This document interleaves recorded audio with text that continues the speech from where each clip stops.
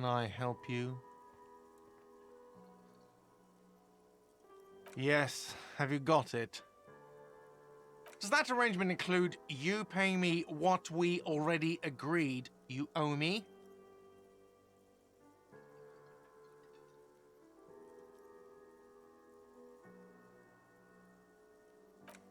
I understand your predicament as the manager. However, I feel I must remind you that we are here to conduct an important investigation that also affects your business. Forgive me for saying this, but your colleague seems more committed to drinking, and... He shrinks back a bit under the lieutenant's severe gaze. I mean no offense. It's really nothing personal. I just have to protect the interests of this establishment.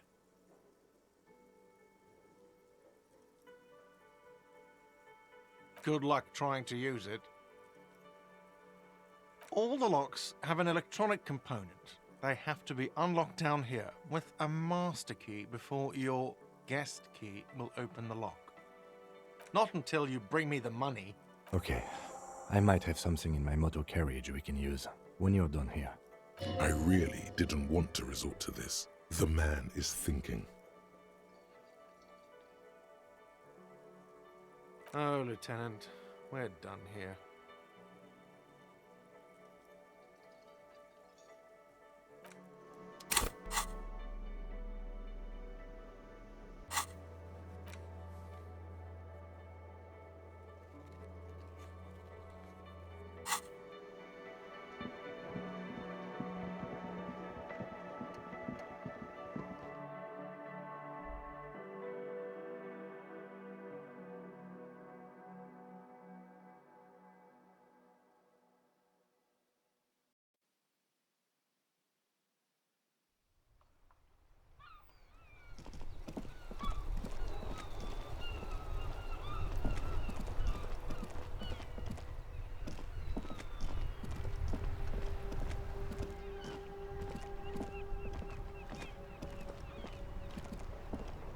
Inside, you see a set of steering levers.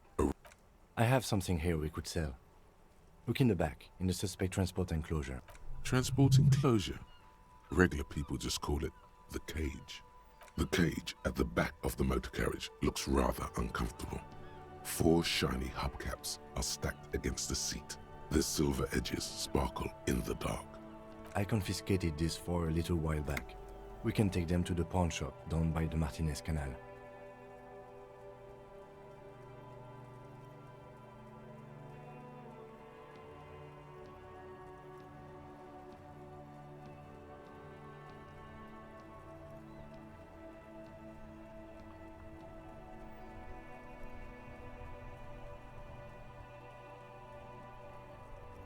There are spinner hubcaps, frivolous things you put on your wheels. When the wheels come to a stop, the caps keep on spinning. There's no real use for them, it's just for vanity. A vanity he wouldn't mind. A couple of weeks ago, I stopped a young man for going slower than the speed of traffic. Turns out he was some coalition official's son and high.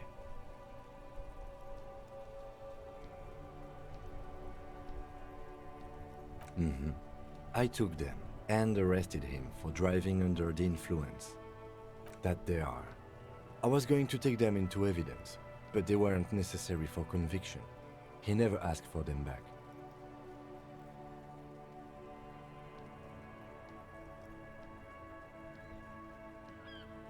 Yes, there's one 100 meters south of here. I think it's called Roy's Nest or something. If I'm not mistaken, it should be open late. The lieutenant nods as you take the spinners.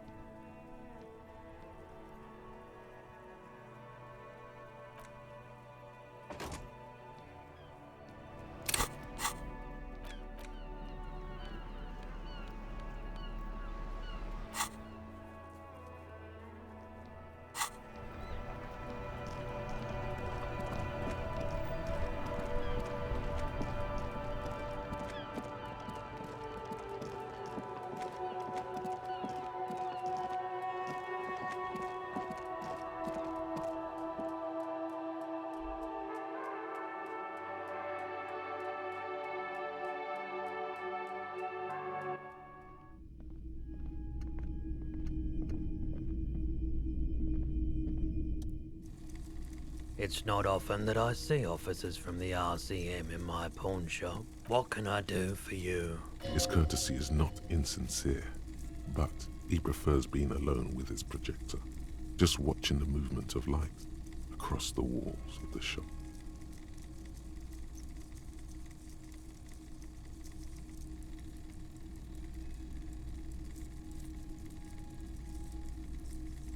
Oh no, not at all. I guess I haven't had many customers lately, RCM or otherwise. Who are your customers usually? All kinds of people come through here. Locals, travelers, people looking for a deal, people looking for a keepsake, people who are terminally bored. As you can see, I have a wide selection of goods for everyone to choose from.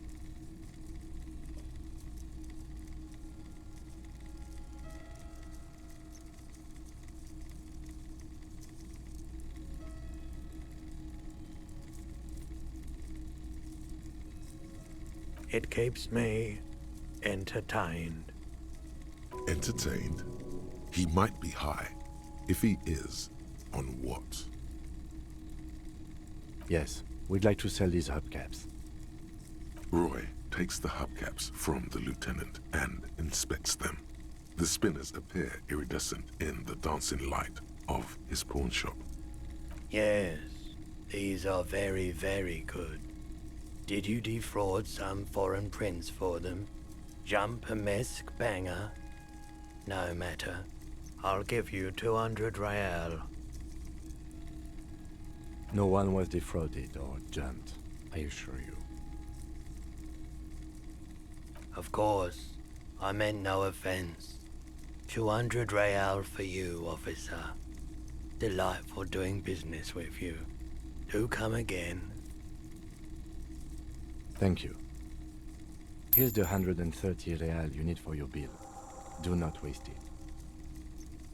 The rest is for him, to compensate for the pain of being separated from his radiant spinners. The windfall is a small consolation. Anything else you're thinking of selling?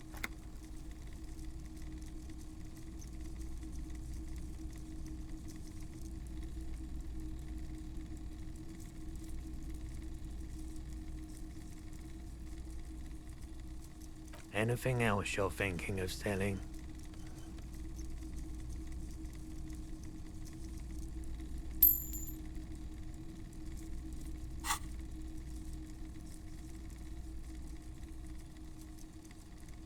Another time, perhaps.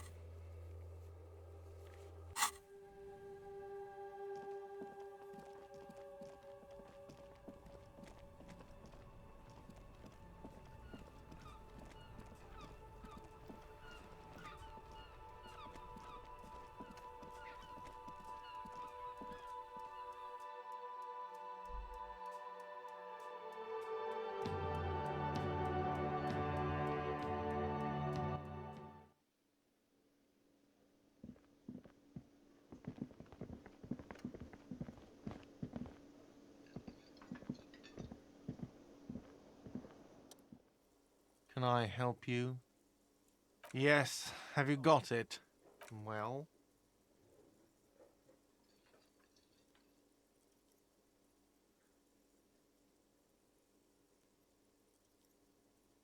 Great. Thank you, officer. That's all I wanted. Payment for services rendered. If you continue to stay here, I just ask that you please pay your nightly bill in advance starting tomorrow. He's not sorry about his behavior for your sake. Now that you have money, he really wants to make sure you're not angry with him.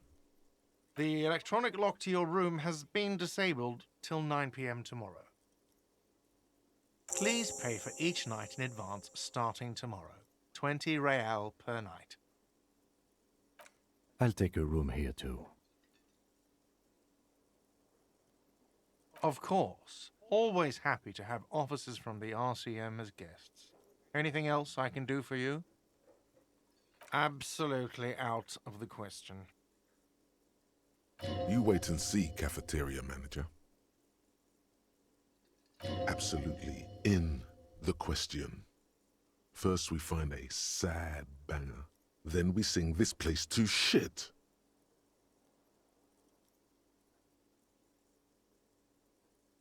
Your body is ready, sire.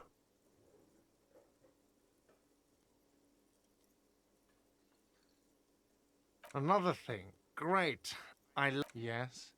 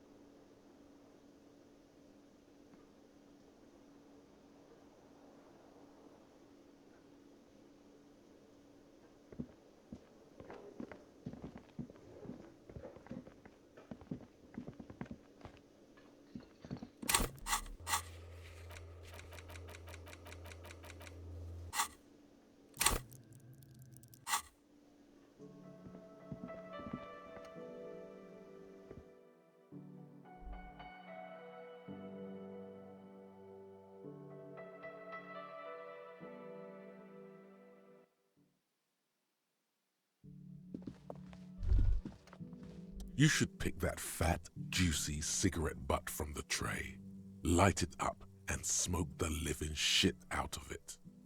Who knows what you are? A monster, a murderer, the gnome of Jeroma? You feel like a smoker, especially when you look at that juicy, succulent, seductive cigarette stub, still smoldering deliciously. How very astute of you. This renders it ineffectual.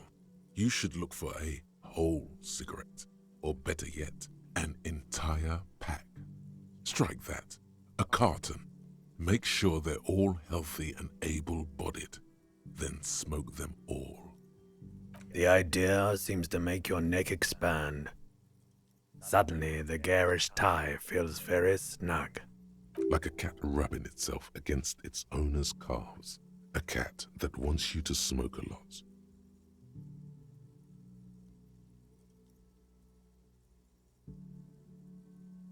Or you could not do that. No one is making you.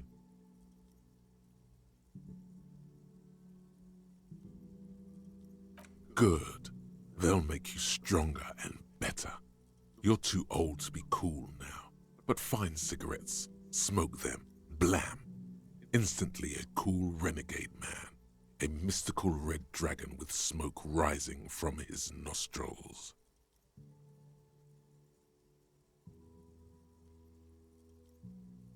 Plus, smoking them gives massive bonuses.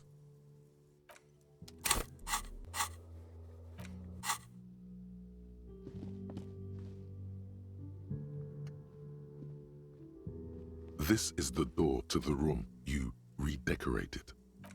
Just a moment. You had some questions earlier, I believe. And besides, we should discuss our progress on the investigation. Let's go out to the balcony.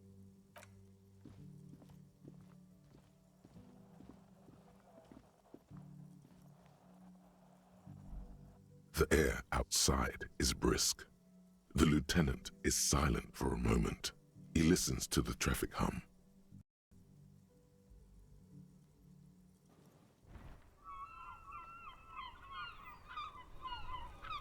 Where shall we begin? We should talk about the investigation, first and foremost. But I also remember you wanting to discuss the RCM?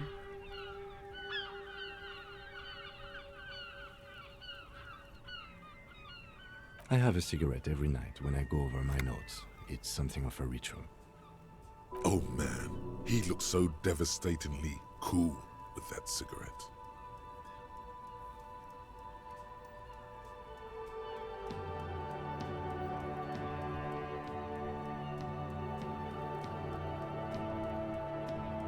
I apologize, but I only brought one with me. I have exactly one cigarette every night while going over my notes. You mean this? This isn't cool. It's an unnecessary trial of will and unhealthy. Keeping the habit within the parameters he's given himself takes a lot of focus. It would be easier to simply quit. Yes, it's been a long and eventful day.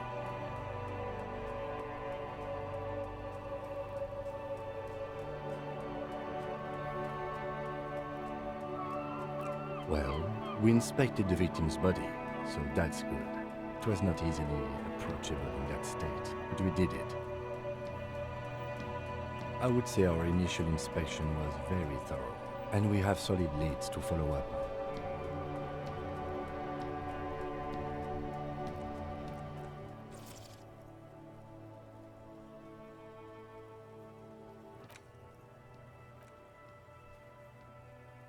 Then you shot the body down, which was quite the shot.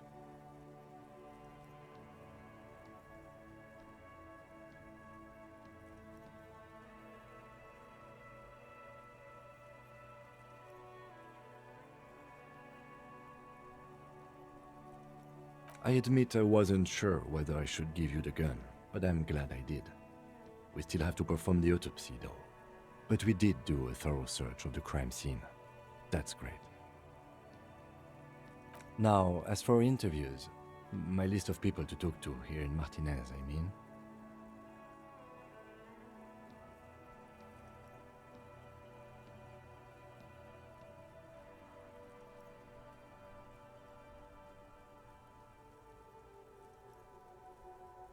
Not always the right people, I'm afraid. We weren't able to find the union leader, Everard Clare, much less interview him, so that's on the to-do list for tomorrow. We tried to interview the Wild Palms rep, but she asked us to do something for her first. Fine, so be it. I have a feeling Joyce knows how dangerous the situation really is. We have to get her to talk to us. If Kim is emphasizing something this much, it really must be important. Above all, though, today was exhausting. What's with all the running? You run a lot. Is that a standard Precinct 41 practice? I have a really good theory about why you're running so fast, son. Just you wait until we get up tomorrow.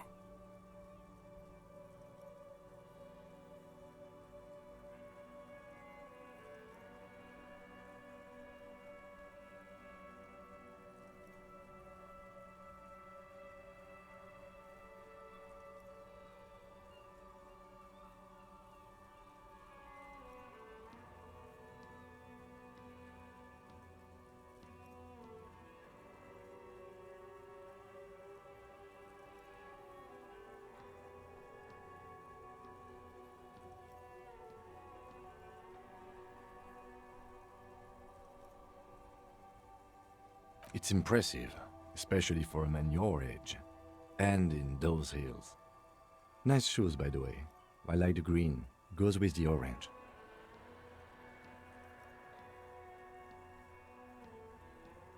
They're quite limited, actually.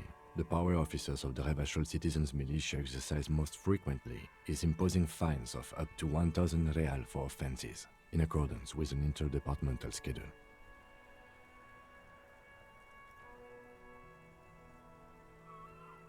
Yes, although indirectly, as citizens can always request records from their local station. Officers of the RCM have been known to take bribes of less than the prescribed fine amount. It undermines trust in the RCM. We can arrest people, of course, but rather than bringing someone in directly, it's preferable to serve a station cold sleep. It prevents confusion and overcrowding.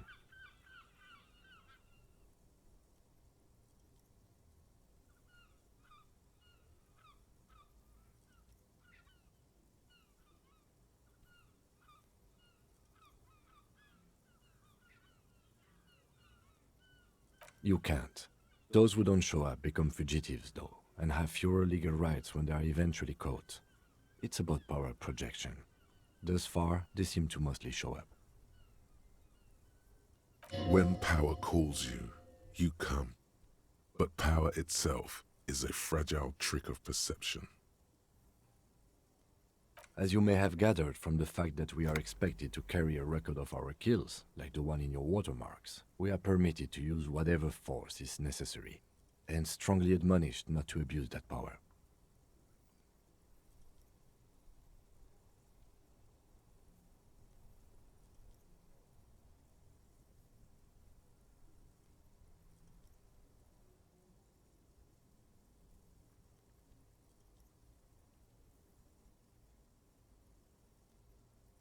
You have to supply compelling evidence for why it was necessary to use lethal force. In these cases, your partner is usually your witness.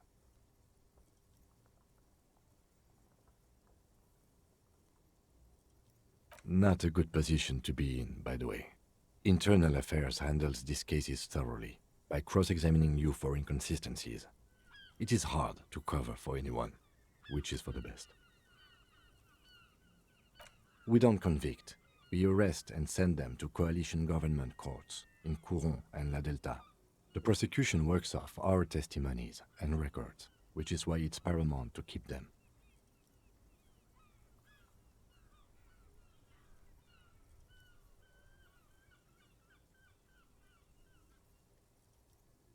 The coalition government and the moral intern more broadly.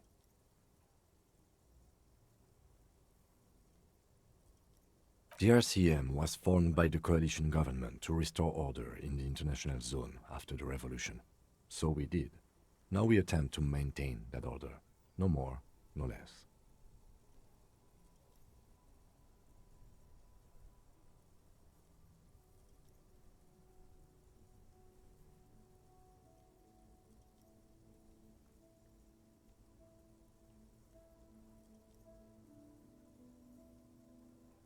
Or perhaps it is better to say we were allowed to form.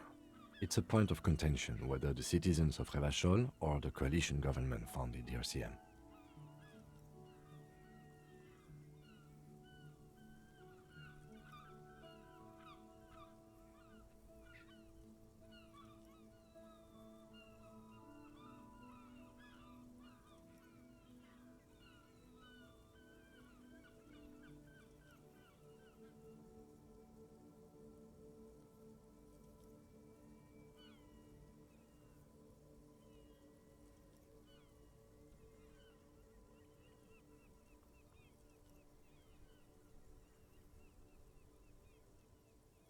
Be sentimental if you like. Either way, the moral intern leases us the right to keep the peace in this city, and they will take it away if we misuse it. Or if they think you do. The Moralist International are the world's largest political organization. You know who they are. They have been running this place after the revolution failed. They're a union of center-left and center-right parties across the Real Belt. Our coalition government is just one of its many projects. They also run the ICP, EPIS, most intergovernmental organizations in the world.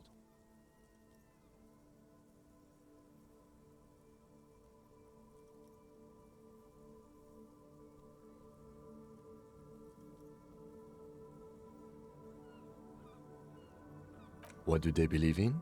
They are Dolorians. They believe they continue the humanist project set forth by Her Innocence Dolores Day 4 centuries ago.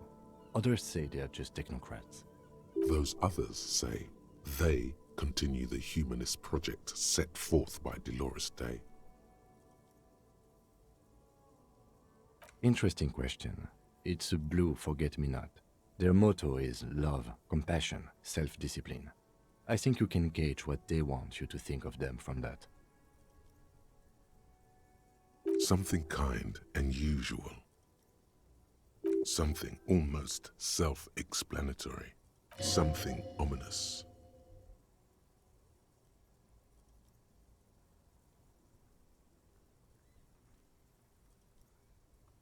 Something even a little feminine, but in a strict manner.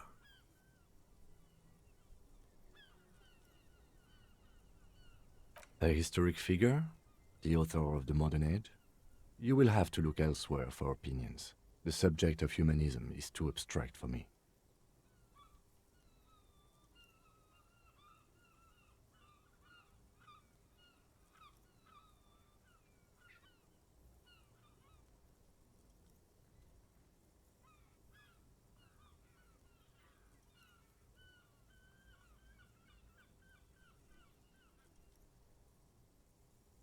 The moral intern are a fact. I try not to have opinions on facts until they change. And it doesn't look like that's about to happen.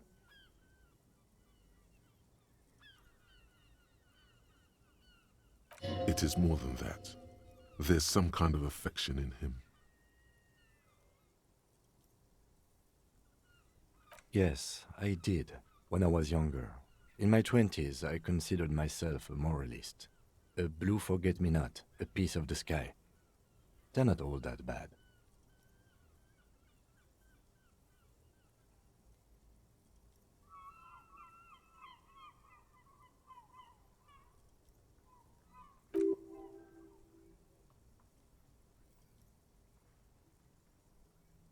But the years have changed that.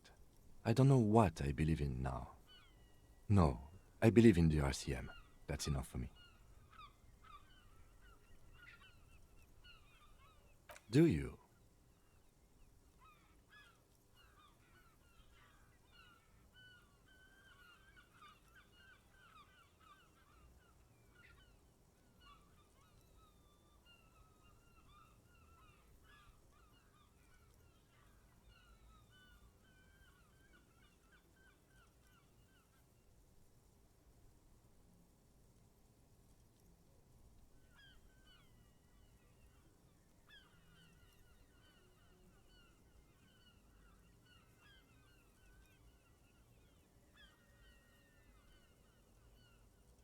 In fact, we would need them even if you didn't think that way.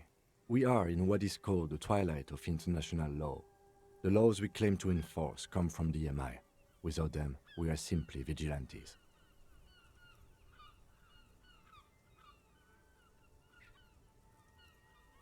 Sadly, it is what we already are to the people of Martinez, most of them at least, especially the Union. Vigilantes. I expect our job here to prove quite challenging. The dying lights of the city shimmer below. Slowly, like luminous clouds, they pass on his lenses. The lieutenant looks at his slim cigarette, contemplating the next drag. This soldier is the highlight of the day for me, he thinks. This little stick right here. They really don't like us here. And the mouth on that kid, Kuno. It's different in land, in Jamrock and the GRIH. It's our fault for leaving this place to the dogs, to the Union, to the company, not daring to come here more often. This place has fallen between the cracks, the jurisdictions of our two precincts.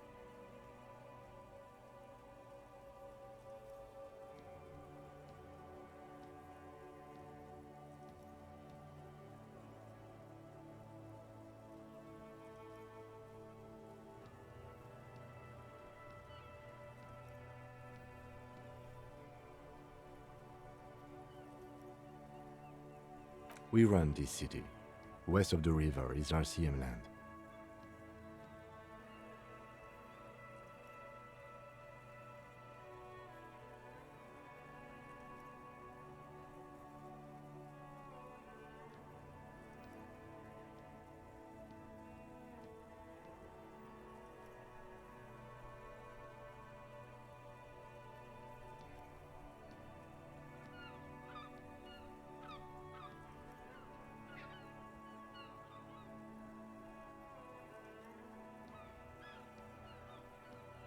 It's incredibly hard. Human beings are... But we are in control, and it's worth it. The organization works, our systems work.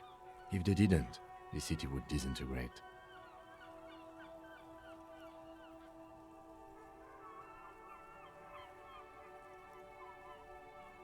Me too. but I wouldn't count on any drastic changes in our lifetimes. Yeah, it's getting very cold now. Let's go.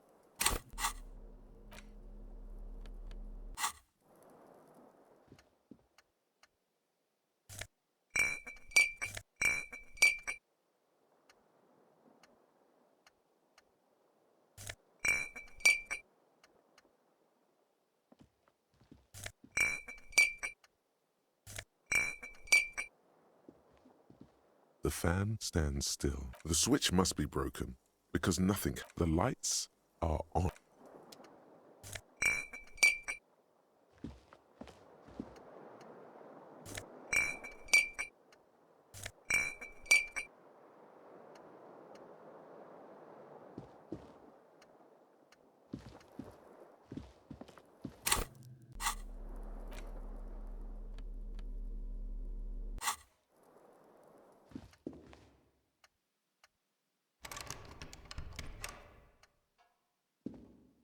A mirror hangs on the bathroom wall.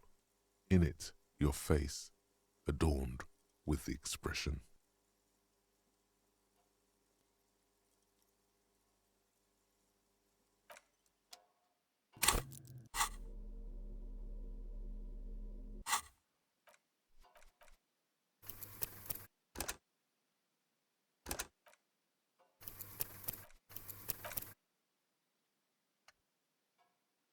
A mirror hangs on the bathroom wall.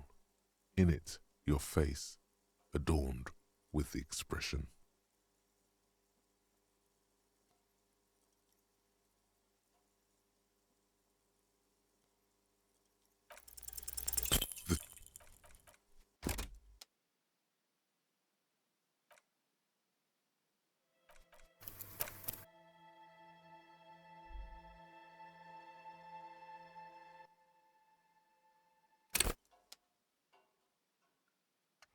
A mirror hangs on the bathroom wall. The faucet is quite terribly mangled, but you just might be able to twist its parts into place. You handle the chain cutters deftly, applying just enough pressure. The faucet regains a recognizable shape. The steam stops. Told you that you needed those chain cutters. Everything is connected. Everything has a purpose. The mirror begins to clear slowly without you having to wipe it.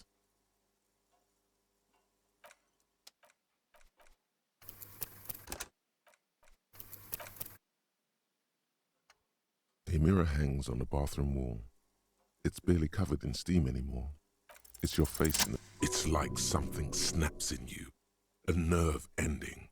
A thought. a sadness.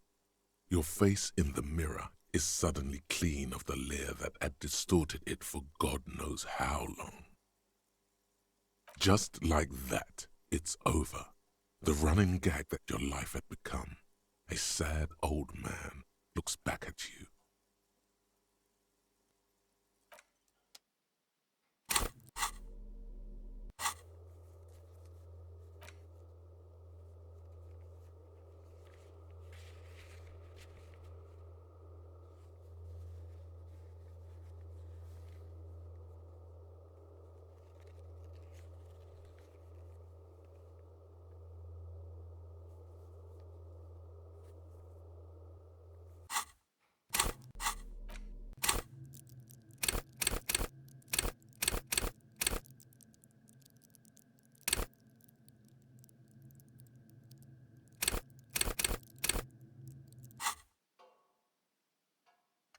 A mirror hangs. The fan stands, the lights are.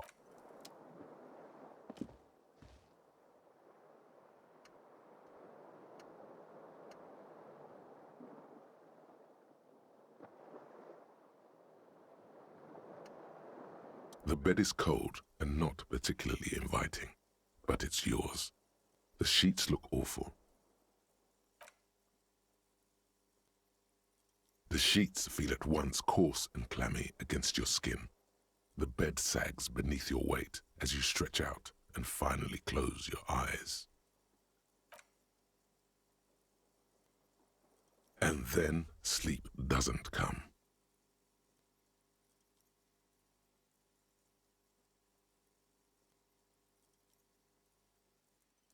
And then sleep doesn't come.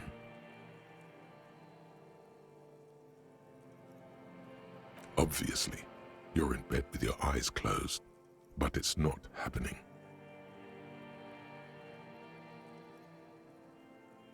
Maybe it's the bed's fault.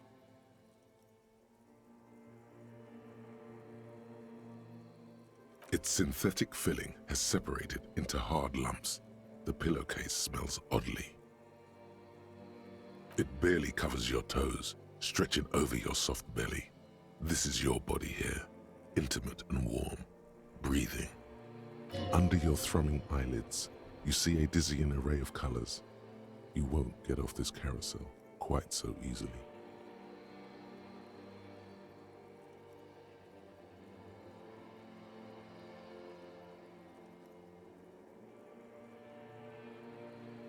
It's a little better.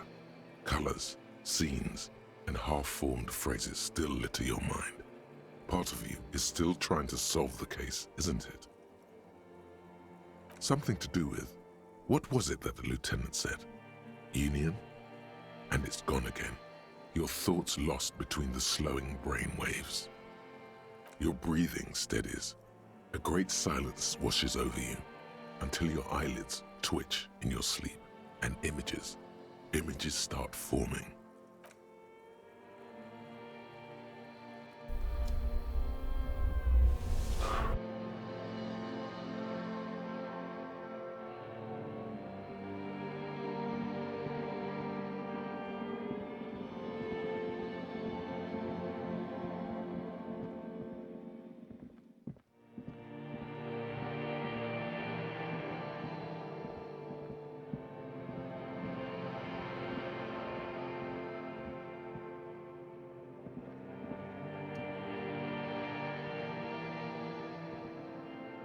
Do you remember the scent of your childhood? What it says on the can, Harry.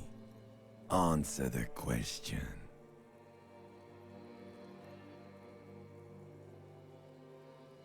Do you remember your wife's hand on your face?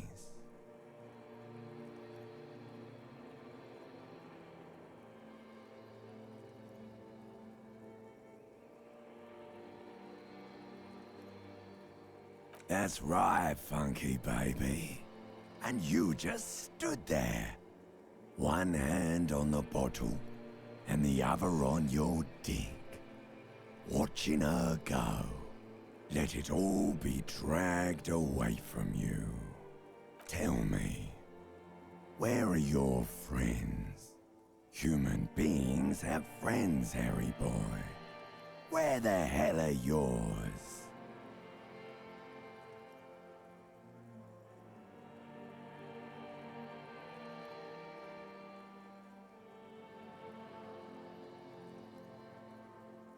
They were only cramping your descent into the abyss.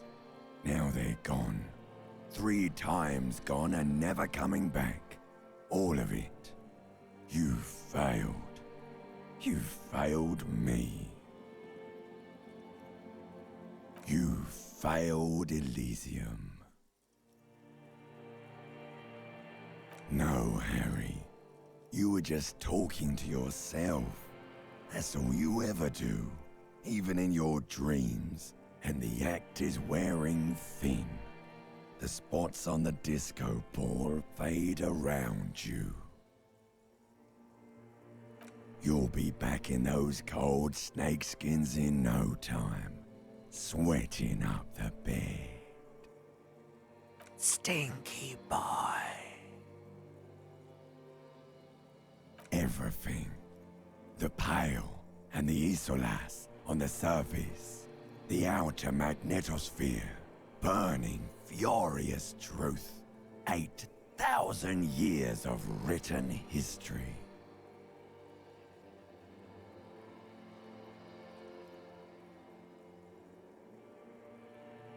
You really dropped the ball, Harry. 4.6 billion people, and you failed every single one of them. You really fucked up.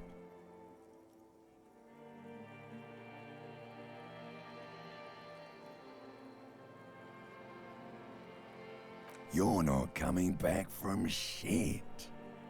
Thrashing around in that high conductivity state of yours, bumping into things and acting like a clown? Who are you kidding? You're trying to what? I can't hear you. This is just a word dream now. Jumbled up garbage. The pictures are gone. The bed rises to meet you. A thin, sleep-like state. More glass than velvet, grinding in your head. So something is wrong. Sleep shouldn't be this bad, this dry, this unnourishing. There's something wrong with your thoughts. Some kind of new type of hangover. Oh yes, party boy, and it's worse than the one before. Just think of the shit you saw. Here it comes too. So soon already. A silent alarm goes off in your head like clockwork. Barely let you sleep at all. Time to get those clothes on, Harry. Time to go to work in the shit factory.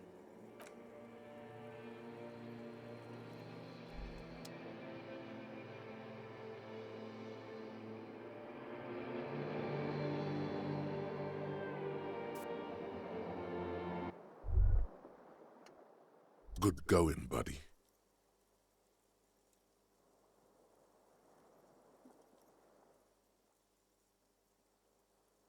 Yes, wait till you see the one with the chick in it. It's gonna be a good one. You feel even worse this morning than you did last night. You mean, why are you so tired? Too tired and down to even think? It is worrying, isn't it? You can't be a detective like this. Detectives need to be able to think.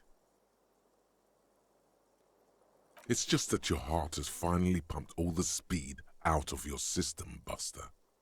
Time to get some more. Don't do that. Stay strong. The hangover will wear off. You don't need to keep doing this to yourself.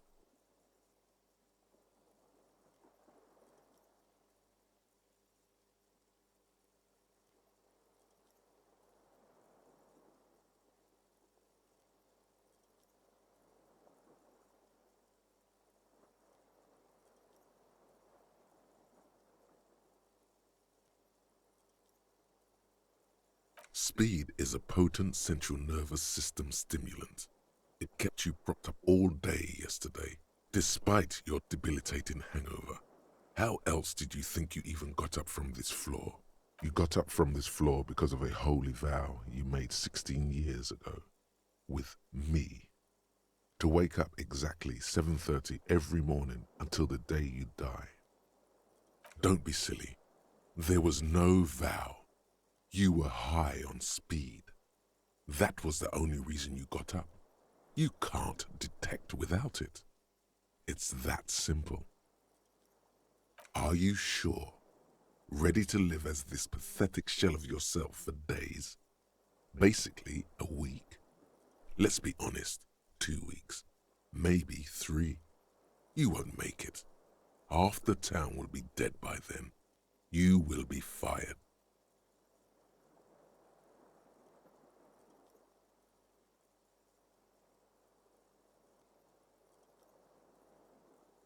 Suit yourself, slow, sad shell man. See how you do without your spark.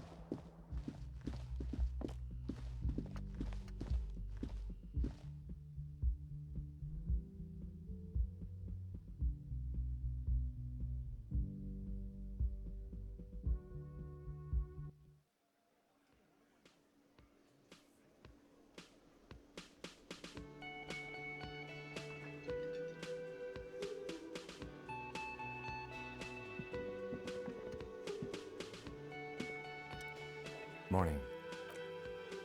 Looks like we can get to work at once. The union muscle turned up. They look rowdy. We should talk to them. I mean ungovernable. Martinez isn't exactly enthusiastic about the RCM being here. They prefer to be policed by the union. These men here, men who drink beer for breakfast? There's talk of an armed wing of the union called the Hardy Boys, who are responsible for state policing. I think it's them.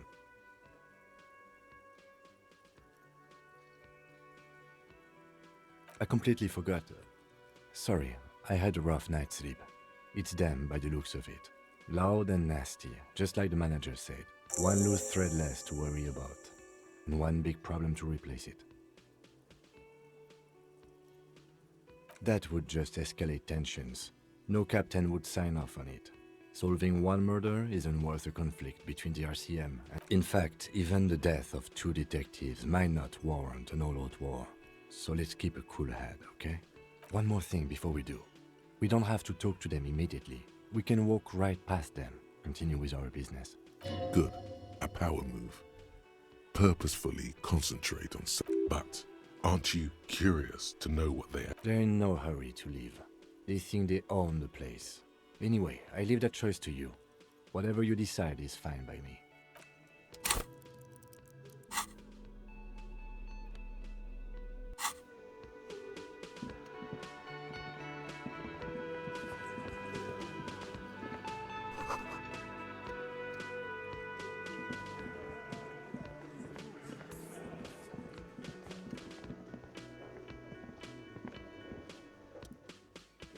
Just a moment. And there's no public phones nearby?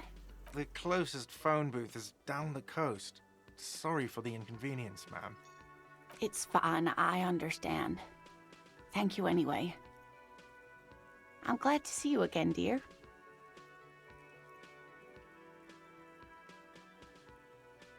Please don't trouble yourself about me, sweetie.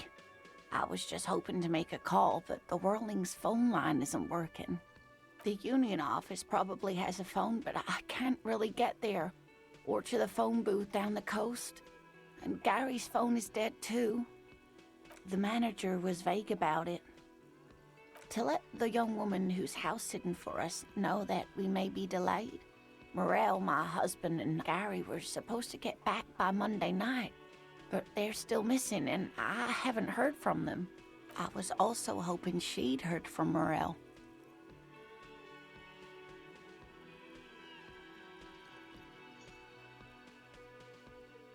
That's just it. This isn't like him at all. He always plans his expeditions so carefully. But you have more important things to worry about.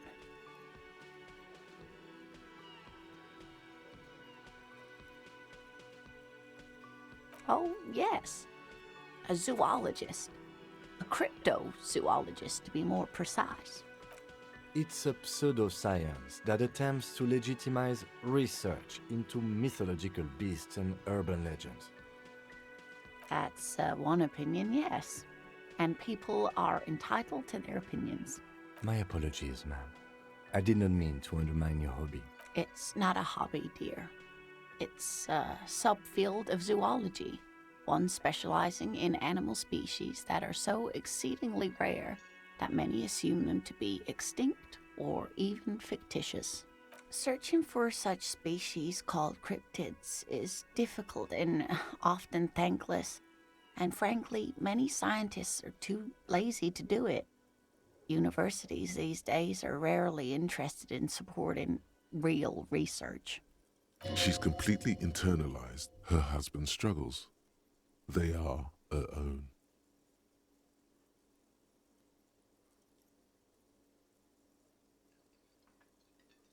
Just some field work, sweetie. Morel is a highly trained scientist. He and his assistant Gary are studying an extremely rare species of insect.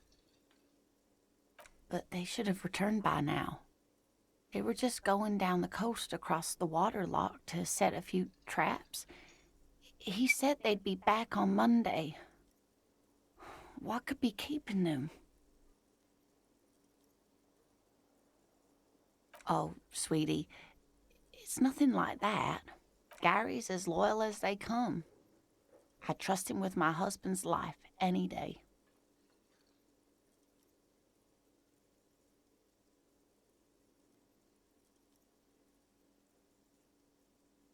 There's a nameless old fishing village nearby, but we've never had any trouble there before. There is a lot of crime around here, isn't there? I can't say it's the best part of town, but I wouldn't worry too much about a pair of grown men traveling together. Do it. Find her husband. This will surely lead to a cryptozoological mystery with that extremely rare insect. Some fringe science is exactly what's needed right now. Spice up that vanilla murder investigation. Are you sure we have time to go chasing after bug hunters just now? I did suggest we play it cool, but...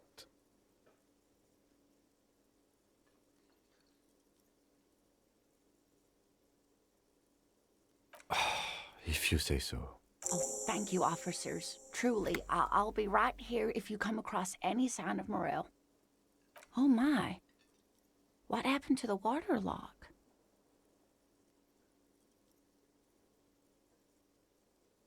Well, whatever the cause, I'm thankful. To both of you. You've spared me another sleepless night. You're welcome, ma'am. I hate to ask, but if your investigation takes you to the other side of the coast, please do keep an eye out for my husband. And if you see him, let him know Lena is waiting for him here at the Whirling. He gets so tangled up in his work that he may not know the waterlock's been repaired. And it's cold out there. Oh, you're such a dear. Thank you, sweetie. Oh dear, I'm not sure where to begin.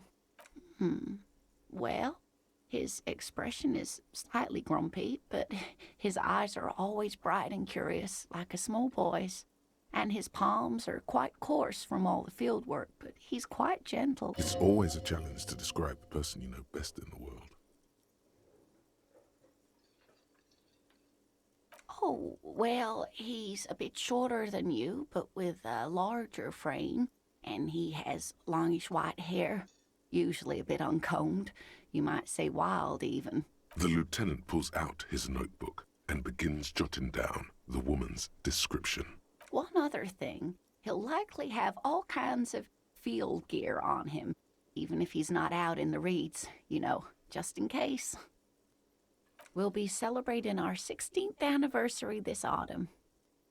Not the most numerically satisfying anniversary, but I like the less obvious milestones even more somehow. Via dating agency, I'm ashamed to say. I was looking to get back into the scene after recovering from my accident, and he'd just divorced.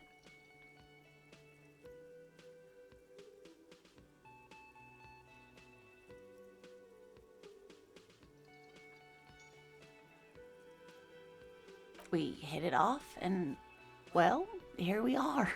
She's skipping over some important parts. Perhaps you'll find out more later. I hope I've been useful. Oh, sweetie, it's fascinating, but I shouldn't bore you with entomological minutiae. The lieutenant gives you a sideways glance. Well, it's a... Ah yes, Phasmatodea, a diverse group of insects whose bodies resemble twigs, leaves, that sort of thing. Ghost insects, colloquially. Oh yeah, here comes the interesting. Where other phasmids imitate sticks or leaves, this one's a living reed. It disguises itself among the reeds here on the Insulindian coast. Hence its name, the Insulindian phasmid. Perhaps you'll end up co-discovering the phasmid with us, officers. I knew it. We're gonna be chasing made-up insects with cryptozoologists. It's not made up, officer. It's simply elusive, so much so that most establishment zoologists doubt it exists at all. Well, some teenagers making out in the reeds saw one. They didn't know what it was, of course, but there was a brief article in a local newspaper about their encounter with a ghost insect that looks like the reeds. Of course, most phasmid sightings turn out to be false alarms, but their description matched the Insulindian phasmid perfectly, and they didn't even know what they were looking at. Not at all. Why else would it hide itself so carefully? Oh, I doubt it. No one gets into cryptozoology for the money, sweetie. Yes, it can blend in almost perfectly among the reeds. It's how it's stayed hidden all these years, centuries even. Oh dear, I'm afraid I'm not explaining this very well. It is very special. Morel can explain it all much better. I wish you could hear him describe it. Then you'd understand, I'm sure.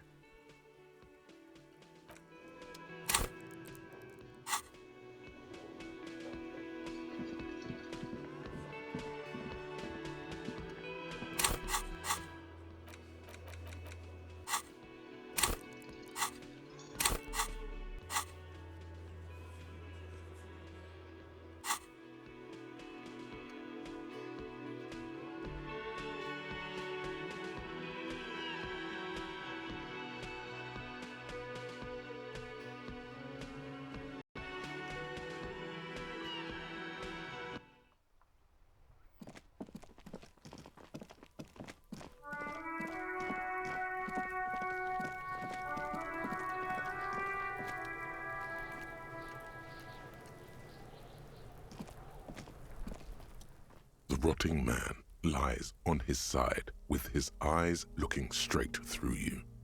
The belt is still around his neck. His body is supine and open to intrusion by autopsy. The lieutenant adjusts his glasses and takes a deep breath. Shoot, loony Rooney. Come back later, Coppo. Amuse yourself with my frank manners and my memento mori feature. I thought we decided to leave it to processing. Let's not turn this into some kind of circus. Okay, so you can sneak out of your room maybe, after he's gone to sleep. Come on, officer. You know what a field autopsy is. You've done 100 of them. What you do know is, at 18.9 kilometers, the dormant shield volcano, Corpus Mundi, is the world's highest summit, and the failure of the 38 single, Et puis descend, to crack the top 20 was the death knell of disco. But what a field autopsy is, you have no idea.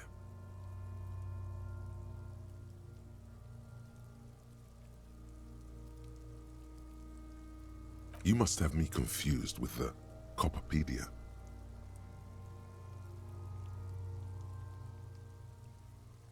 You, sir, you are the Copperpedia. Unfortunately, no. Unhygienically? Let's not go glove hunting, please. Let's use division of labor. I perform the anatomical side, while you take notes. That's right. The dead man stares in silence as you crack open the ledger. The bright red paper is covered in boxes and lists, describing the condition of his skin and organs in 3 parts. Above those, an 11-field info form needs filling out first. It begins with, That's you. the corpse lies there, indifferent to your retrograde amnesia. The next box says, KK57-0803.0815. Next, NA. Next, NA. Roughly 50. Dry 40.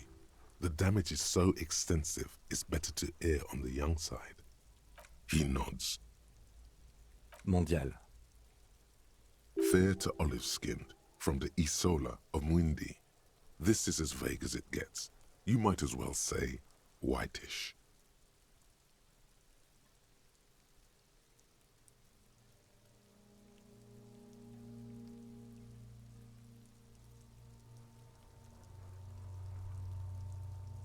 The pudgy mess of curdled meat looks neither mondial nor anything other. Fucky, fucky! Male.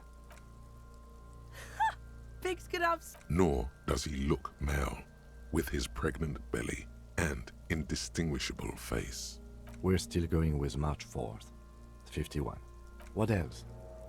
9. Body identified by is non-applicable. 10. Case number is the same as the coroner's case. KK 57 0503 0815 listens motionless, with the cargo belt still around his neck. Only one box remains. None. At least not after the initial examination. A strange word. Treatment.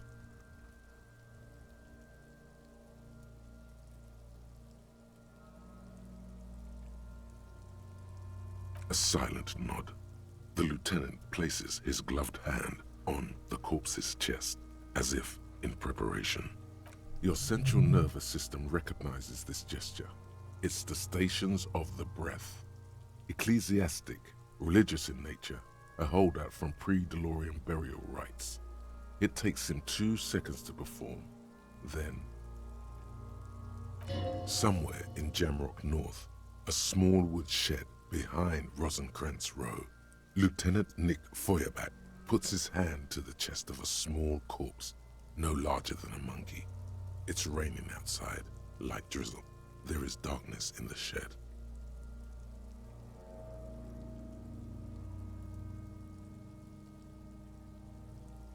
Elsewhere yet, an obese female sits in a wicker chair, her silhouette bull-like against the window.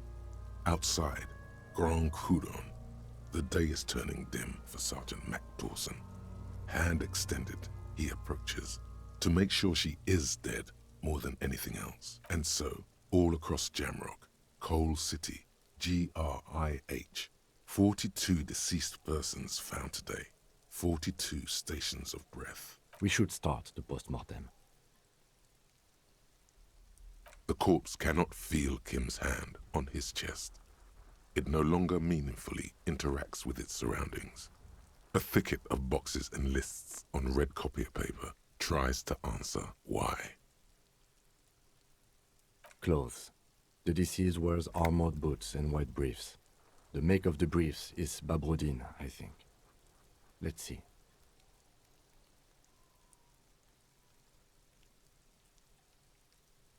See, it's up. Babrodine, yes. Inexpensive. Size M. Color white. The disappointment is palpable. The red-haired thing was expecting something more. The boots are ceramic, vitreous enamel. They are fused to his skin from blood flowing downward post-mortem. Removal of the boots is left for processing. It would be clever of you to omit the boots altogether, sire. If you are to keep them for yourself, as you ought to, you have deserved them more than anyone else.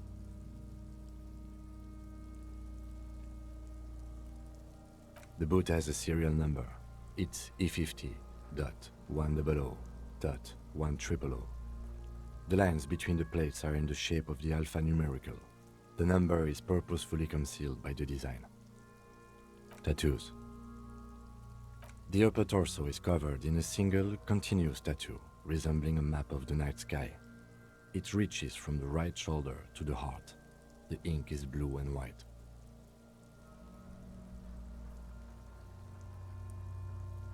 The assistant has a color photograph of the markings, to be added to the case files as document A1. The photo is taken on the scene, using a Trigat Mini. The deceased has a belt for airlifting cargo around his neck, tied with a hangman's knot. Color yellow. Length 3 meters. There is a buckle on the other end.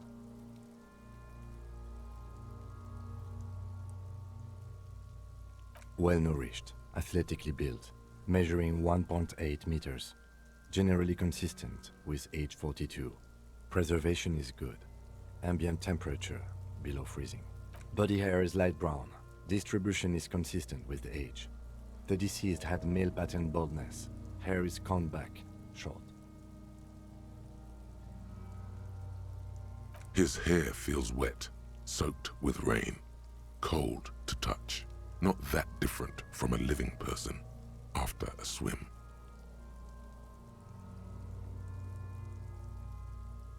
The stench is suffocating. Strands of dark brown hair start sticking to your hand, like thread off a rag doll's head.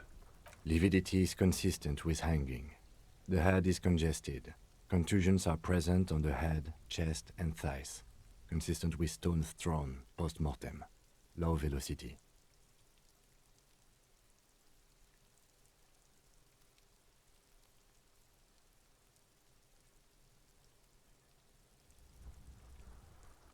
Fucking low velocity. You think Kuno doesn't know what you're talking about? Velocity? Talking shit about... In addition, there are bite marks on the face, scalp, and chest, consistent with predation.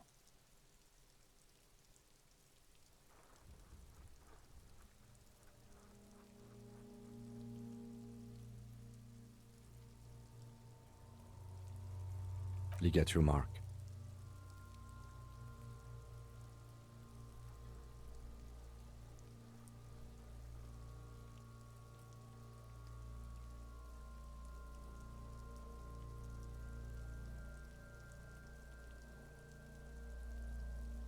The steel wiring. There's too much of it. We need to remove the belt so we can get to the ligature mark. You got just the right tool for that. The chain cutters. The hanged man lets out a joyous little bubble of rot from his nose. Always good to think ahead. Now, we need to cut the belt to see the ligature mark below. Carefully, with as much precision as you can. See, my pig is gonna fuck his head. No, he ain't. Your pig's a boring fuck. The belt is equally tight around the whole circumference of his neck, swelling over the edges like white bread rising from the east.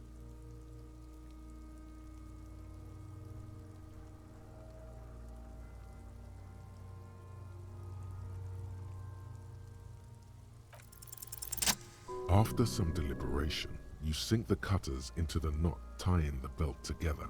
You squeeze the rubber handles together, sweat forming on your brow. Snap! The knot is slashed. Another cut and the belt falls apart like a flower bouquet, revealing the dead man's neck and the dark red ligature mark around it. The rope rises to a point, leaving a gap in the ligature mark. The suspension point is in the back of the neck.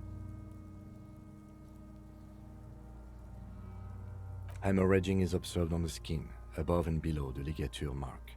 The mark is well pronounced, consistent with a drop from 1 or 1.5 meters.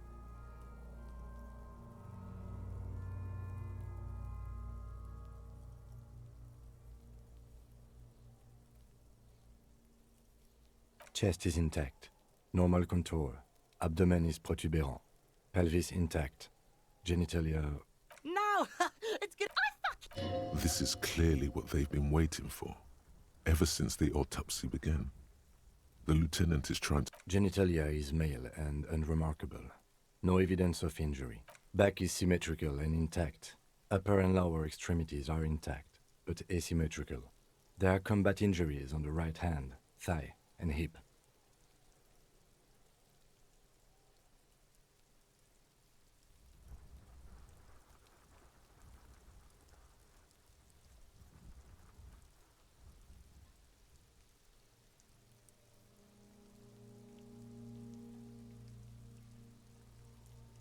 In addition, I see smaller, residual scars, too numerous to count, covering about 30% of his skin. From wounds sustained over 2, maybe more decades, dispersal and accumulation indicates long and active combat duty. We have a real museum here. Of battles, wars. Last item, hands.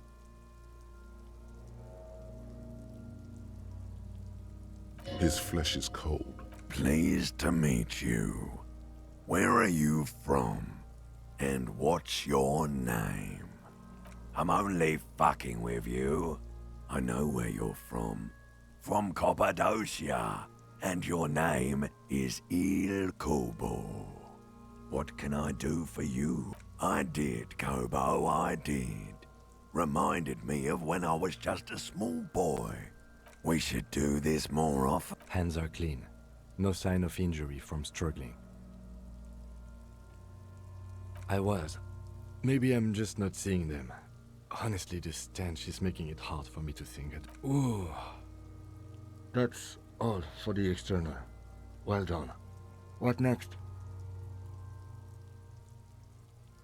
Central nervous system. I have nothing. Do you have anything? Of course, there is a moral to be drawn from it. A moral to this story. Musculoskeletal. Purge fluid is coming from the mouth. Not injury related. Eyes and tongue protuberant. Hyoid bone. Let's see.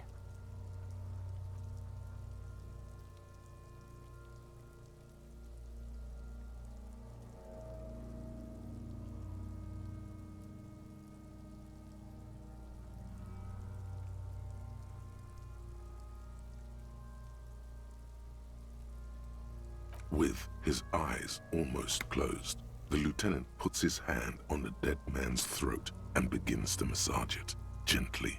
A rotting smell erupts from the mouth. Purge fluid runs down his lips, black and viscous.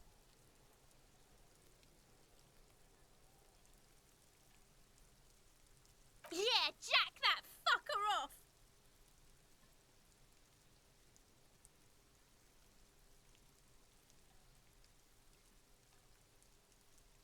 The hyoid bone is fractured. The rest of the musculoskeletal system is intact. Unremarkable. Respiratory system.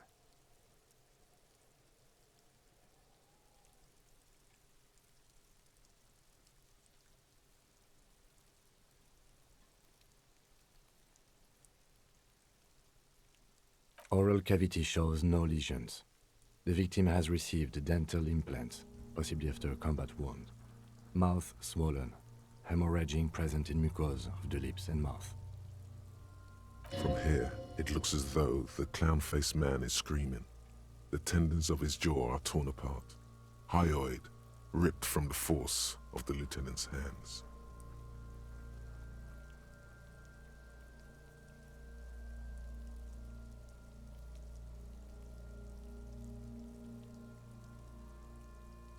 No scream, no sigh of relief rises from the darkness inside. It's humid there.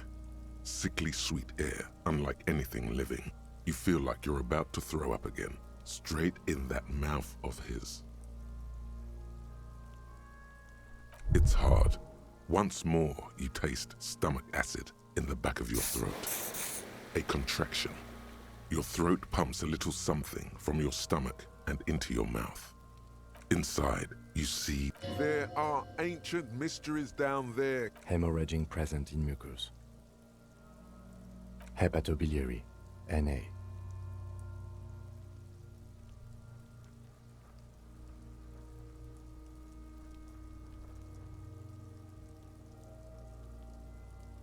Same for toxicology and serology, Na.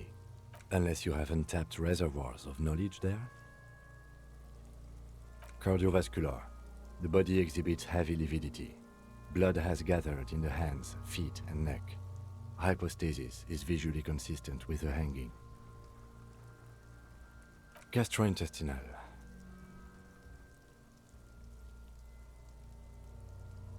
This will do. Digested semi-solid food in stomach. Voila.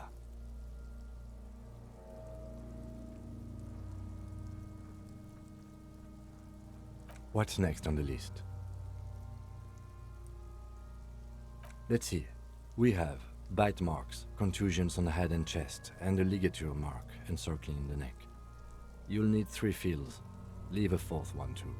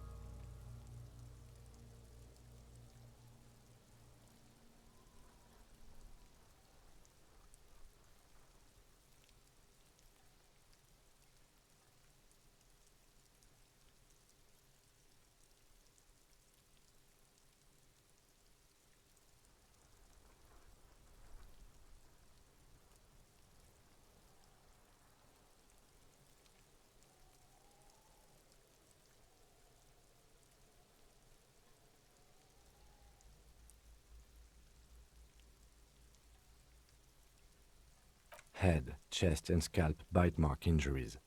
Predation by birds has caused damage to the body. Odontologist does not need to be consulted. And your opinion, officer?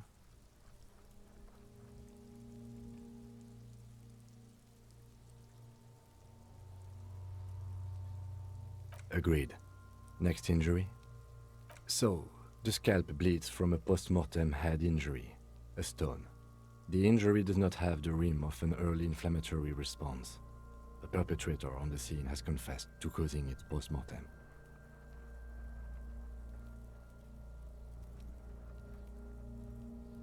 At maximum velocity. Has confessed to causing it at maximum velocity.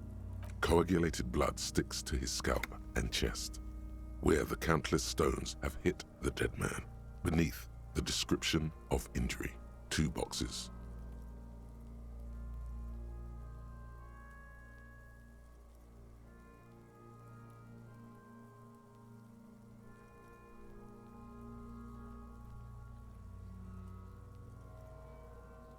Right.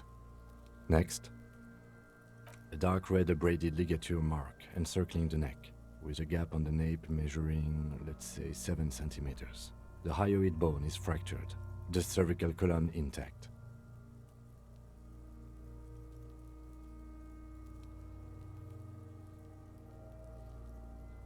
I see hemorrhaging on the skin, above and below the ligature mark. Depth of the mark, 1 centimeter. No signs of clawing on the neck. Below the note, 2 customary boxes wait to be ticked. The man's head jerks to the side. The ring around his neck is visible.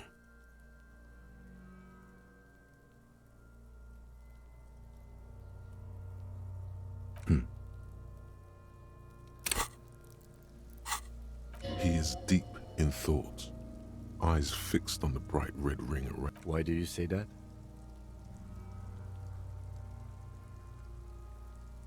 Okay. Why don't you think it was fatal?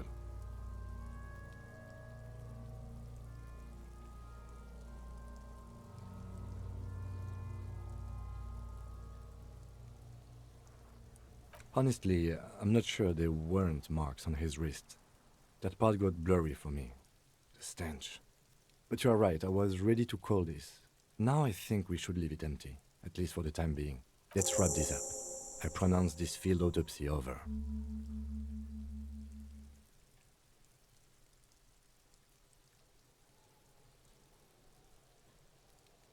It was an irregular field autopsy.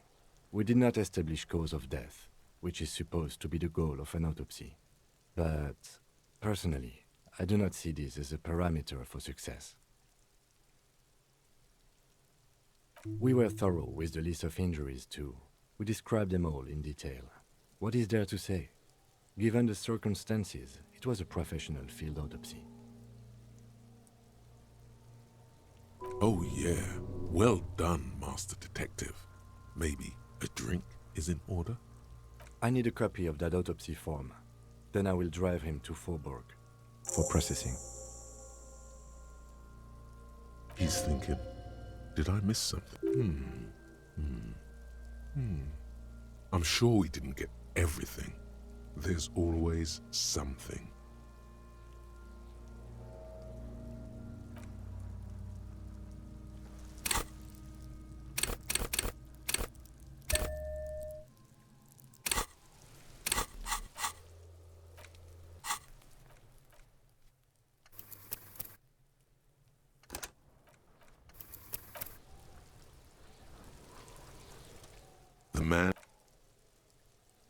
The lieutenant adjusts his glasses and takes a deep breath.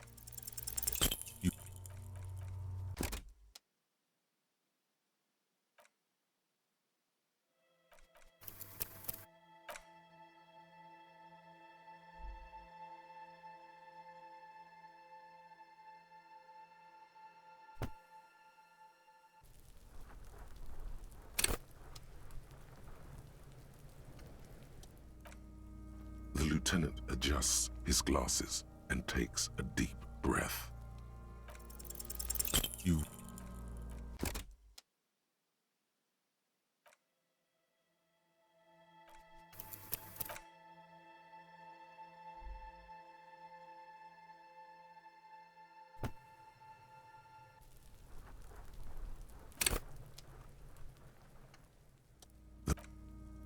lieutenant adjusts his glasses and takes a deep breath.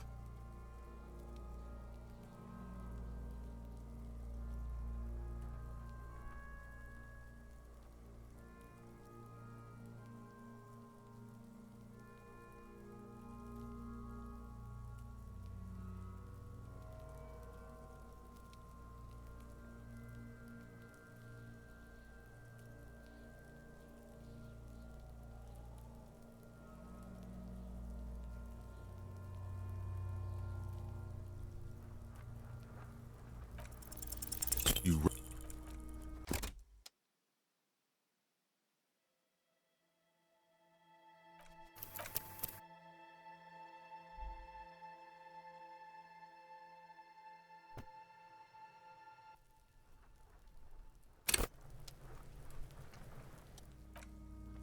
The lieutenant adjusts his glasses and takes a deep breath. You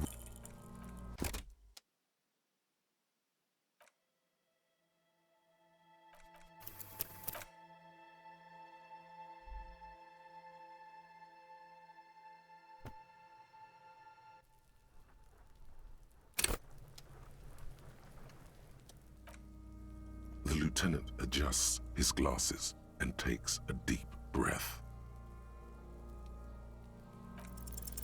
You run.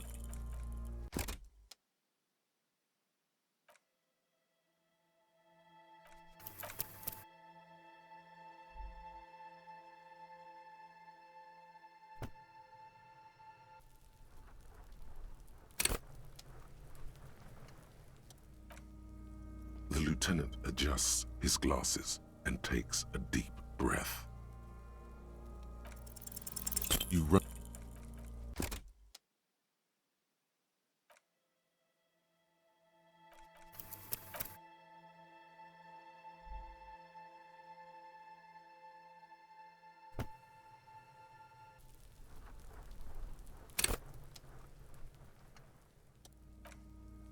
The lieutenant adjusts his glasses and takes a deep breath. You run your hand.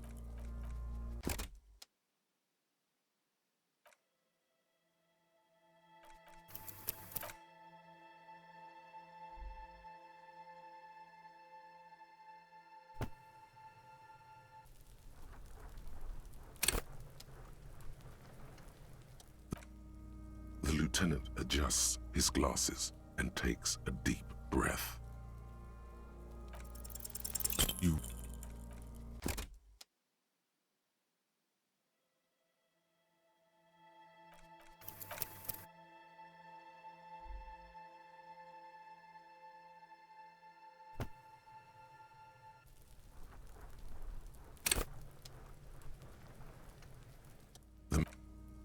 The lieutenant adjusts his glasses and takes a deep breath. You run.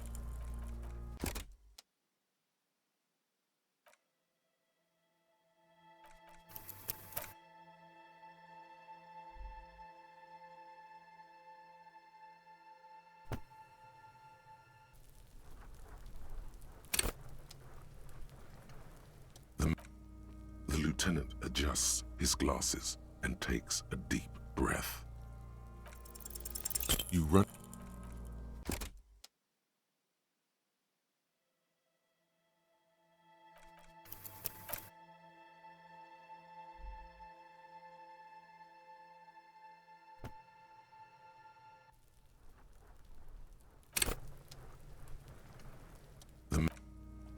The lieutenant adjusts his glasses and takes a deep breath.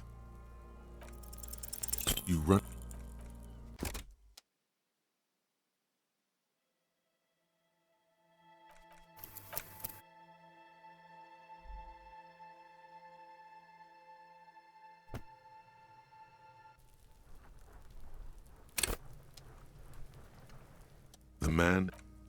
The lieutenant adjusts his glasses and takes a deep breath.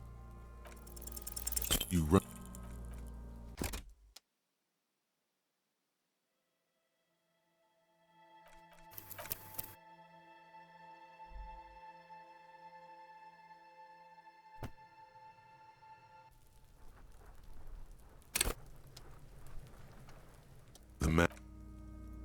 lieutenant adjusts his glasses and takes a deep breath. Your arms reach out and your eyes close, as if by their own volition. It's dark all around. You feel cold, slippery flesh, first with your fingertips, then under the palm of your hand.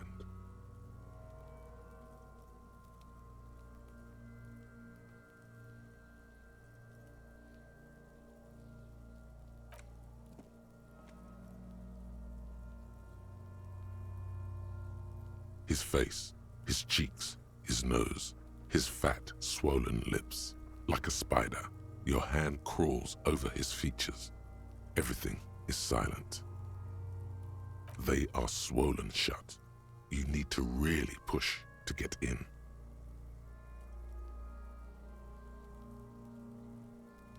You're not...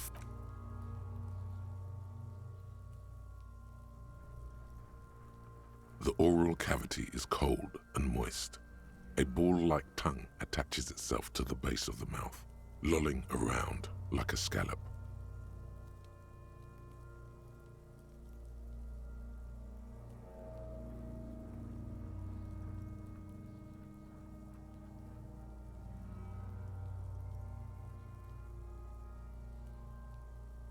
You're on the right track.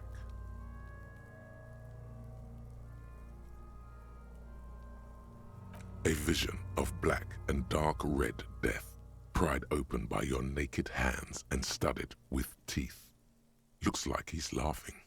Death fumes rising from the throat, and there, in the back of his mouth, above the bell of the uvula, right in the soft palate.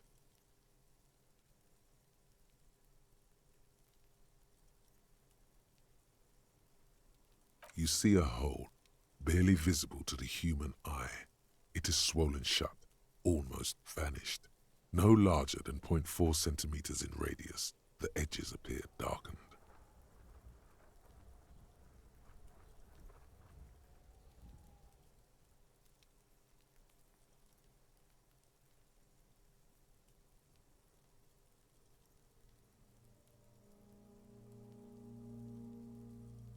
An abrasion collar. This is what we're after.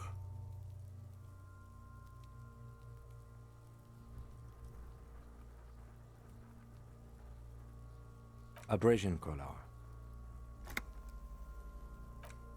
Kuno is silent. A black trickle of liquid runs into his throat from the wound.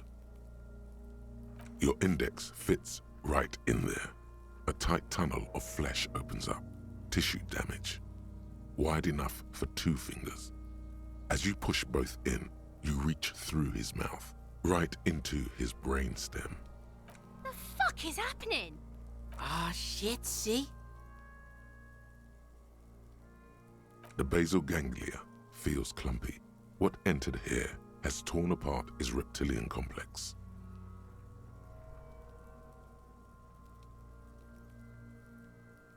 This man will never sleep again, never wake. Your fingers slide into the remains of his limbic system. There is no resistance. It's gelatinous. The slug-like structures are damaged too. The tearing extends deep into both hemispheres.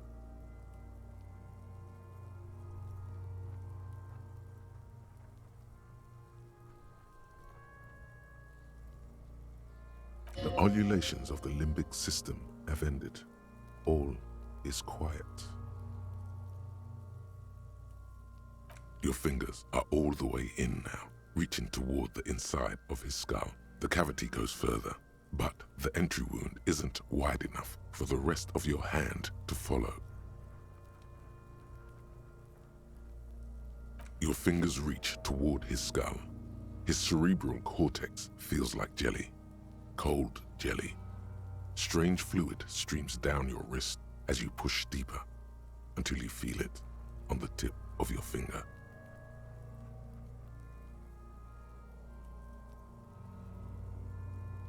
Sharp, serrated material. The edges cut right into your skin.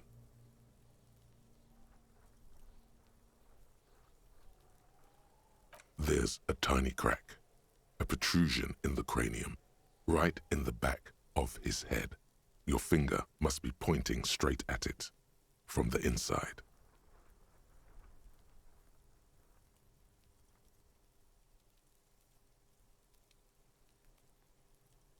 The object that is in there stops just short of the skull, in the encephalus, knocking this tiny fracture into the cranium.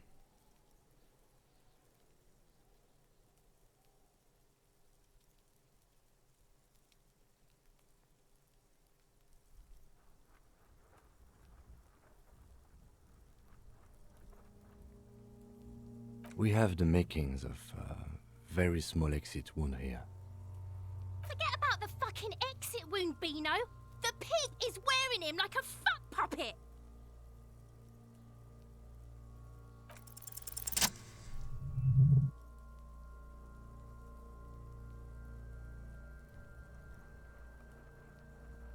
You pick the object between your index and middle finger. It feels sharp, like metal. With your face twisting from pain and concentration, all you need to do is just... The inside of the head feels cold and smooth, like a glove, sweat dripping down your brow. Careful not to lose the prize between your fingers. With a plop, your hand emerges from the mouth, covered in blood up to the wrist. Between your fingers, a small flower, a blossom made of lead. Fucking beautiful! A bullet.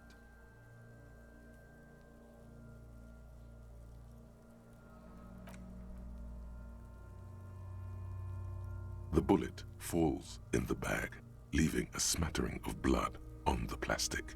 He raises the bag under his eyes and says, A non-caliber. Rifled. Some kind of brittle alloy. Fractured on impact.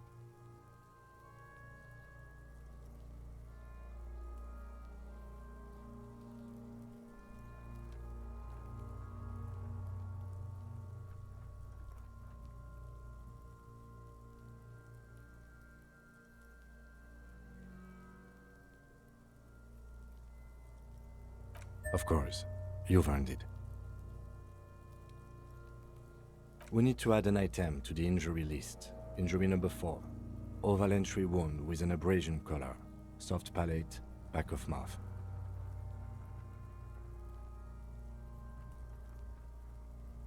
High velocity, temporary cavity in brain tissue, small exit wound on the occiput. How does that sound? Opinion, fatal injury. And one last thing. We can now fill in injury number 3. Ligament mark. Opinion, non-fatal. Post-mortem. He's proposing the bullet was the real cause of death, and the hanging an attempt to conceal this fact.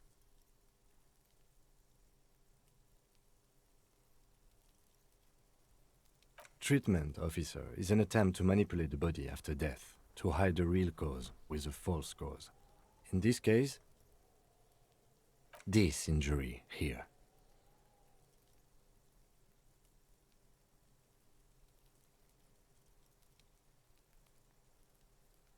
Yes, and the belt around his neck, the hanging, even dragging him to the yard. All of it was done after this man was already dead.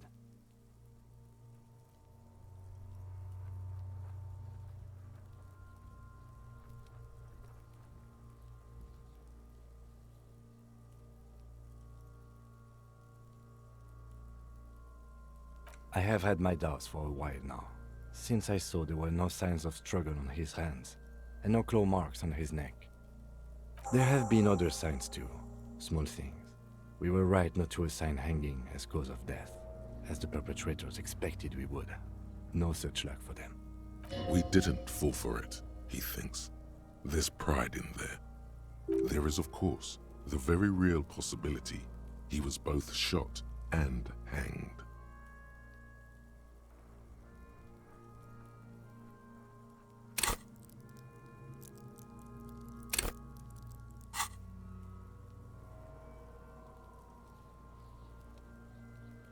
To put him out of his misery? It's possible, but it doesn't explain all the other dubious things here. Lack of struggle, primarily. I may be intellectually sloppy, but I prefer one theory at a time. And this just smacks of treatment to me.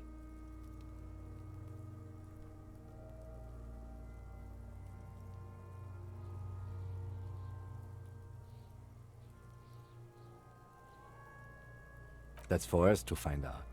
But this, it will make finding them just a little easier. To hide something. The real killer, the real motivation, what really happened here.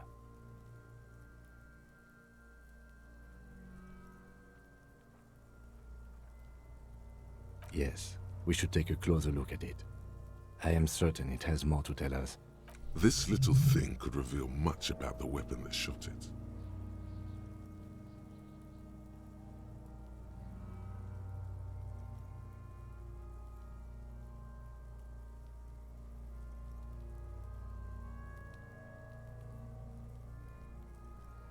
Oh, you really do.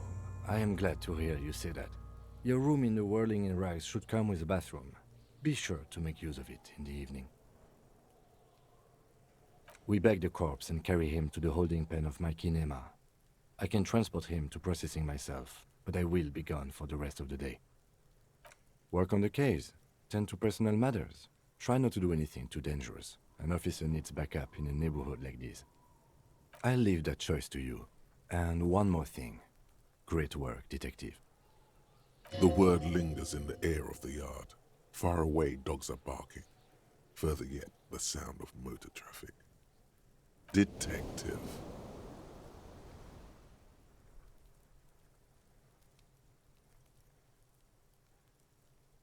All right. There go those beautiful enamel boots. May they rest in processing. I will need a little help carrying him. You take the hands, I'll take the legs.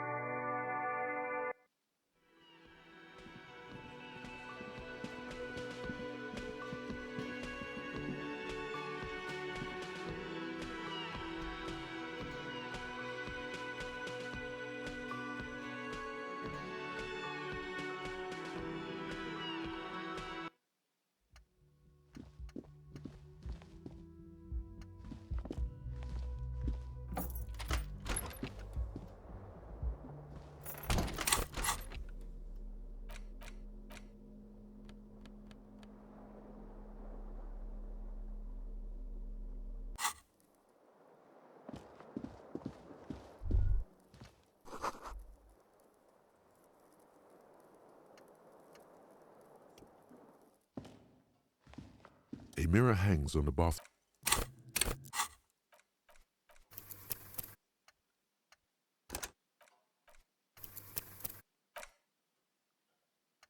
A mirror hangs on the bathroom wall. It's barely covered in steam anymore. It belongs in the new, the third decade of the current century. Enough time had passed from the failure of the revolution that, for a fleeting moment, free market economy seemed like the ultimate, uncontested way of life for our species. Things were good. It was smooth sailing. People made gold and champagne-tinted interiors and facades to suit the times, calling this the new style. But more importantly, disco happened.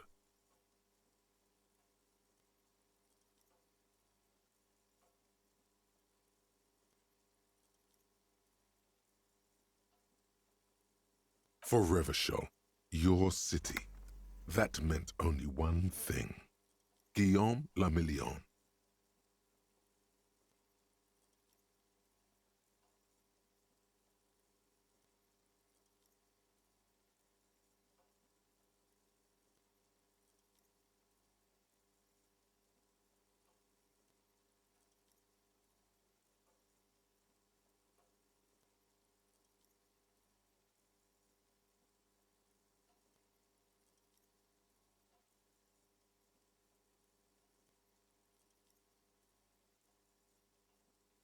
If it doesn't rhyme, you're not pronouncing it right.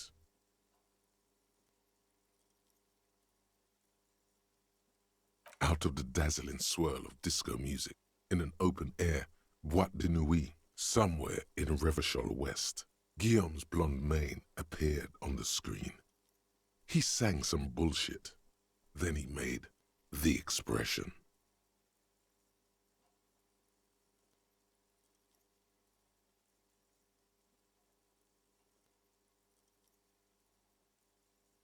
Everyone loved it. Maybe you thought some of the stardust would rub off on you. Maybe it did. Either way, it's all gone now. Only the grimace remains.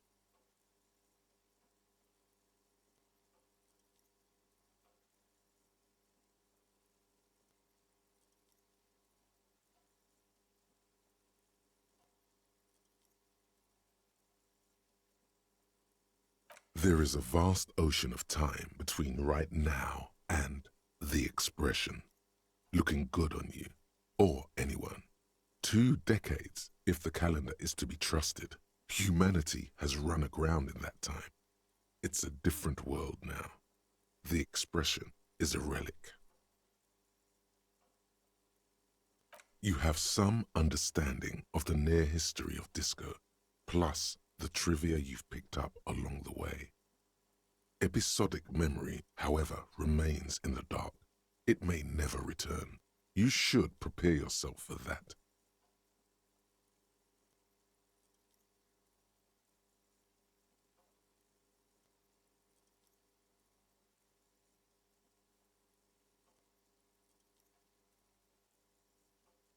The click is used to spur on a horse. It also features heavily in Guillaume le Million's regional mega hit, Don't Worry, Your Pretty Little Head. Sometimes you like to add finger pistols to the mix because, unlike Guillaume le Million, you are a police officer.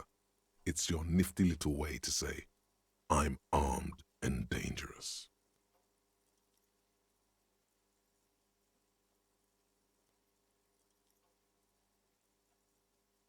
It doesn't have to be.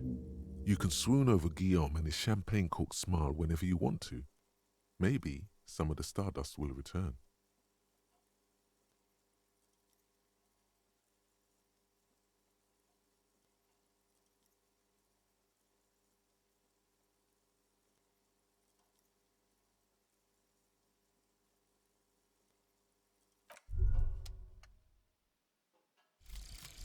Aces high. For the rest of the world, the Aces High is just a cool Revachol thing, politically neutral. In Revachol, it still holds revolutionary connotations. Also, have you looked at Lieutenant Kitsuragi's clothes?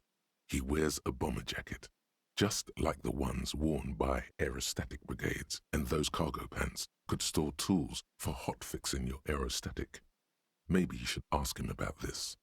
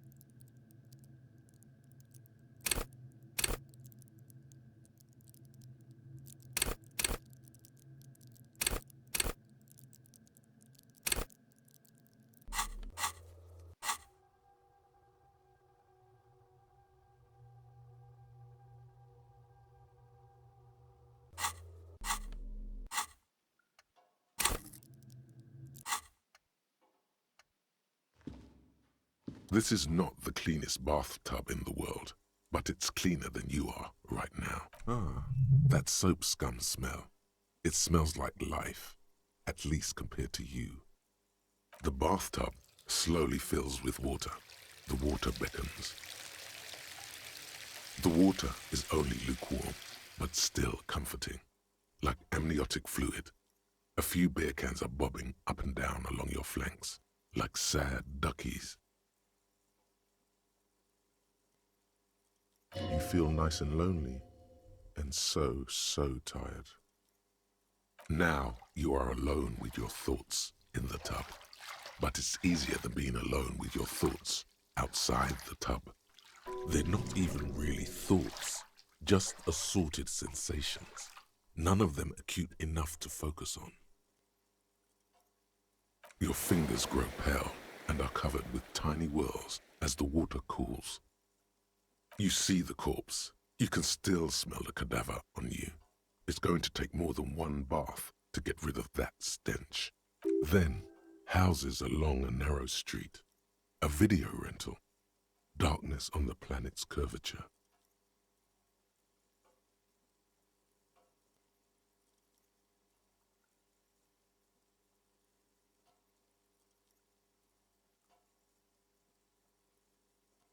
The waterline recedes as you stand. You are cold now. Your clothes stick to your still moist skin.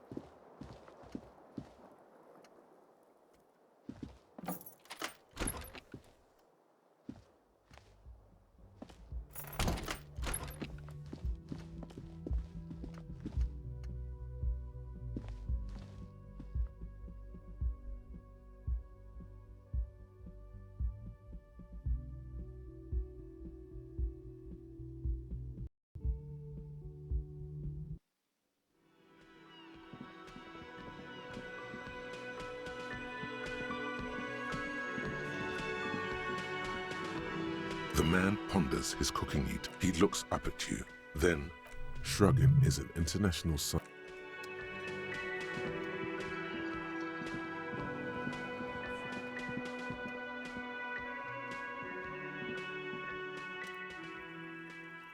Oh, hello, dear. There you are again.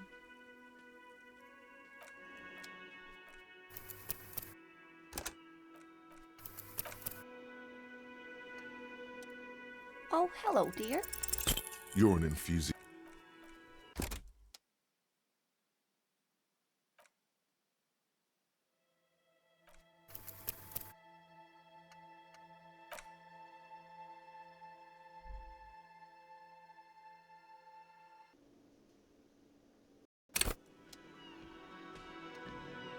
Oh, hello, dear. There you are. There's really no point in manipulating anyone. She'd be only too pleased to tell you about her work. Go on and ask. Oh, I'd be delighted. Truth be told, Akbat would be the giant of Kokonur. The giant lives in the most arid parts of the vast Kokonur desert in South Samara, casting a strange mirage or a psychogenous luminance.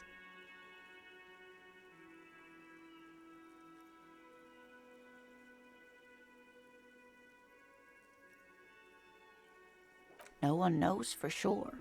It is like an awful mountain appearing. The towering luminosity of Kokonur is a bad omen in local folklore. That's what makes it so peculiar. A species surviving at the very limits of scientific law. There are limits, you see, to how large a metabolism an ecosystem can beget. Great. This is great shit. You need more. Gravity anomaly. Cryobacter yes, a unicellular bacterium that was discovered in one of the northern... The bacterial colony Mijanou found had remained alive while Mijanou disappeared shortly after injecting herself with the bacteria she had brought back to study. No doubt in hope, yes, the bacteria had survived in the ice since times immemorial. It is not hard to see where she could have gotten the idea.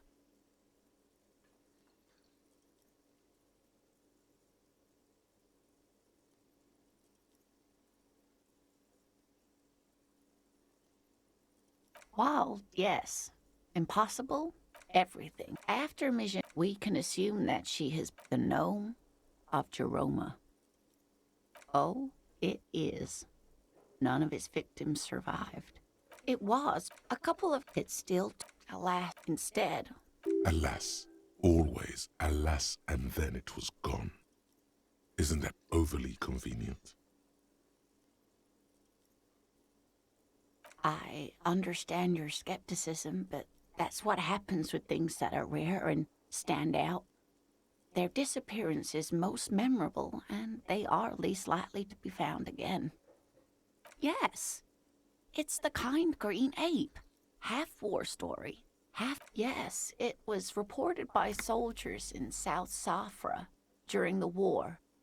The kind green ape would visit bunkers during the night, healing wounded soldiers with its... Yes, it has amazing heal... Indeed, there is. Which is to say, the kind green ape is a species with which we share a common ancestor, and that evolved parallel to our own.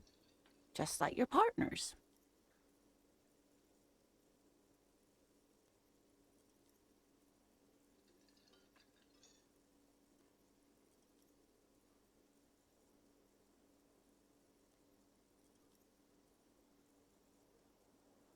In everyday speech, human isn't really a scientific category.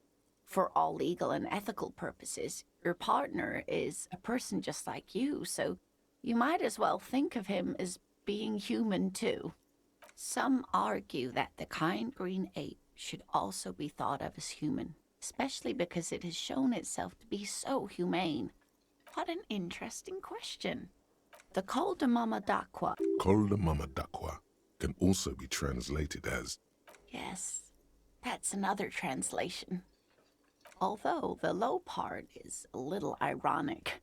The Col de Mama d'Aqua makes, or rather is... Many scientists have asked the same question. Some have claimed that it isn't itself a sound, but a tiny corpuscle that emits sound waves.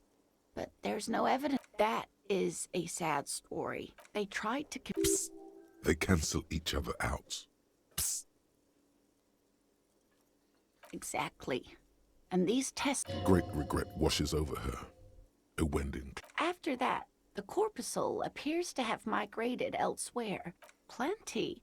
When playing back recordings they had made in the foothills of the Ea mountain range, they noticed certain anomalies. The scientists soon they realized that they had discovered a new species.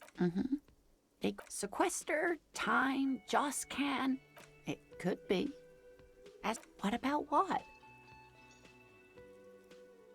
I'm glad you like them, but I'm not really one to tell you about all of them. You should ask my husband if you get the... Of course, dear. Is there a... I'm glad you like them, but I'm